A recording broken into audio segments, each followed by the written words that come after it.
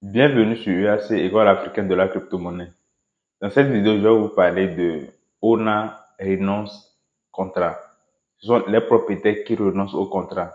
C'est un point fondamental sur lequel vous devez vous baser lorsque vous voulez acheter ou bien lorsque vous voulez investir dans une crypto-monnaie. Lorsque quelqu'un vous parle d'une crypto-monnaie, ou bien vous avez entendu ça quelque part, ou bien peut-être que vous êtes en train de scroller sur Twitter et vous avez vu la crypto-monnaie et ça vous a intéressé, vous avez souhaité acheter, vous savez comment on achète. Maintenant, il y a une analyse que vous devez faire derrière. Cette analyse-là est fondamentale. Donc, chaque crypto-monnaie, vous devez faire une analyse. Dans ces analyses-là, il y a un point fondamental qu'il faut voir, c'est si le contrat est renoncé par les propriétaires ou pas. Je m'explique. Lorsque eux, ils vont développer le projet crypto, ils pourront modifier ça plus tard ou non. Dans l'esprit de la crypto-monnaie ou bien dans l'esprit du Web3, c'est la décentralisation. On parle de défi. Finance décentralisée. Ici, ce n'est pas détenu par une seule personne ou bien une seule entité, l'entité créatrice, mais plutôt par la communauté. Normalement, c'est le but de la crypto-monnaie, c'est le but du Web3. Il faut que les choses soient décentralisées. Donc, la monnaie là, qu'il a mis sur pied, il faut que ce soit décentralisé. Donc, ça, c'est la première cause. C'est la première raison pour laquelle le contrat doit être renoncé. Premièrement, la décentralisation avec l'esprit du Web3. Deuxièmement, maintenant, c'est au niveau des frais de transaction. Lorsque vous souhaitez acheter ou bien vendre une crypto-monnaie, les initiateurs du projet, ils vont mettre sell tax ou bien buy tax. Lorsqu'ils mettent ça, peut-être 5%, s'ils n'ont pas renoncer au contrat, ils peuvent encore modifier le contrat. Le contrat, ils ont pris pour développer le projet. Maintenant, lorsqu'ils vont modifier le contrat, au lieu que le sales tax va être peut-être 5%, ça va être maintenant 100%. Donc là, vous ne pouvez plus gagner, quoi. Donc, c'est une chance d'engranger un peu de l'argent seulement. Donc, au lieu de, par exemple, si j'achète pour 100 $, les taxes, soit doivent revenir à 5. Ça, c'est un exemple.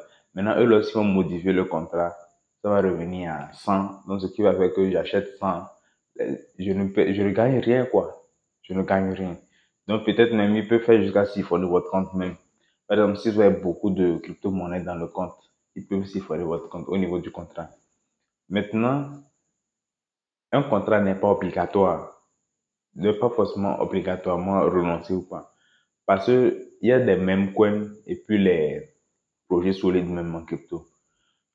Au niveau des projets solides, le contrat peut ne pas être renoncé, mais c'est un bon projet. Je m'explique. Lorsque les développeurs vont mettre du pied la technologie, par exemple un DAP, ils seront obligés de modifier tout le temps. Parce que déjà, ça ne veut pas dire que leur première version là, c'est uniquement ça. Ils doivent modifier, voir ce qui est bon au marché, tout ça. Donc, c'est une technologie qu'il faut améliorer. Et pour améliorer, s'ils avaient renoncé au contrat, ils ne pouvaient plus améliorer maintenant. Étant donné qu'ils n'ont plus renoncé au contrat là, ils vont arranger le projet. Donc, c'est la raison pour laquelle vous allez voir certains projets utilitaires n'ont pas renoncé au contrat. Maintenant, les mêmes coins, c'est pratiquement obligatoire, hein. Lorsque vous voulez acheter un même coin, ou bien un projet qui est fantaisiste là, les dégènes, c'est ça, on les appelle les dégènes. Lorsque vous voulez les acheter, vous devez voir obligatoirement si ils ont renoncé ou pas au contrat. Donc, c'est ça qu'on appelle ONA contrat. Maintenant, je vais vous montrer exactement comment on fait pour voir si les propriétaires ont renoncé au contrat ou pas.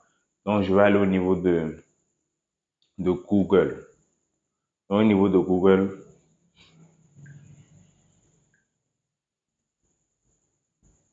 je vais donner l'exemple de la crypto-monnaie PP. Vous connaissez sûrement PP parce que l'année passée, ça a pris beaucoup de la valeur. Mais actuellement, c'est mort et n'achetez pas ça. Donc, PP, CoinGecko. Donc, je vais cliquer sur PP CoinGecko. CoinGecko, c'est la plateforme qui va lister certaines crypto-monnaies. Donc, j'ai mis au niveau de Google PP CoinGecko. Lorsque vous allez descendre en bas, tout en bas, ils ont mis site de présentation. Ils ont mis Etherscan. Lorsque vous allez cliquer sur ça, là, ils ont mis BSC Scan. Donc, vous cliquez sur BSC Scan. Maintenant, lorsque vous cliquez sur BSC Scan, vous allez descendre tout en bas.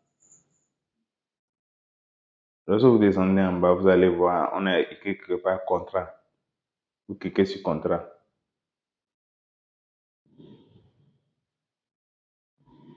Maintenant, lorsque vous cliquez sur contrat, vous allez cliquer sur read.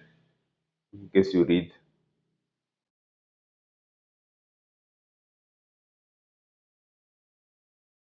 Donc, vous cliquez sur read. C'est en train de tourner. Donc, ça, vous allez voir le ONA maintenant. Au niveau de PP, là, c'est numéro 22. ONA. Ou bien propriétaire. Si vous avez utilisé traduction sur Google, vous cliquez sur propriétaire, puis vous allez voir l'adresse. Donc, vous voyez qu'il y a une adresse. Donc, eux, ils n'ont pas renoncé au contrat. Vous voyez le truc. Donc, c'est un peu ça au niveau de certaines crypto-monnaies. Eux, ils n'ont pas renoncé au contrat. Donc, pour voir s'ils ont renoncé au contrat, vous allez voir adresse 0000. C'est là qu'ils ont renoncé. Je vais également donner un exemple d'une autre crypto-monnaie. Celle-ci, c'est Brog. Donc, je vais toujours au niveau de Google, je tape Brog. CoinGecko.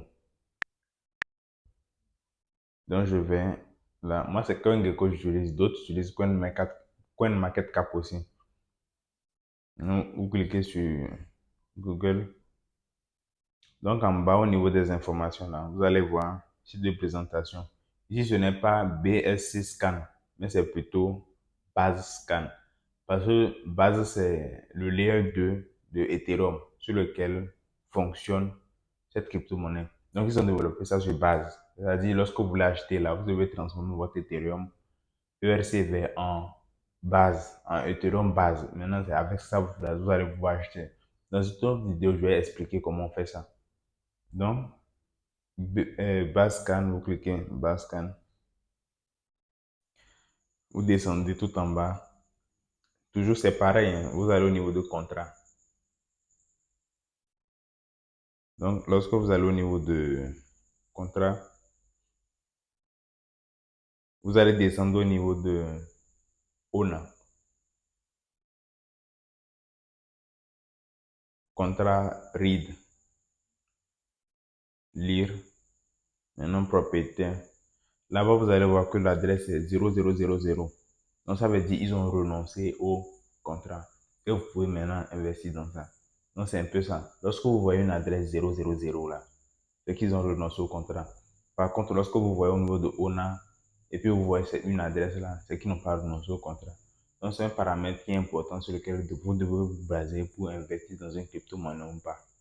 Donc, dans un même coin ou bien dans un projet utilitaire.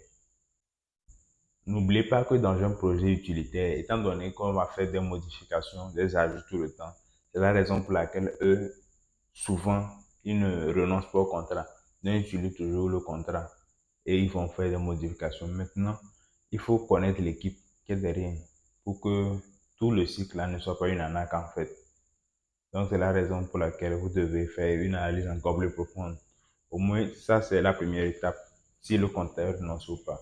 Donc, j'espère que cette vidéo vous a apporté un plus. Si oui, n'oubliez pas de vous abonner à la chaîne et de partager la vidéo.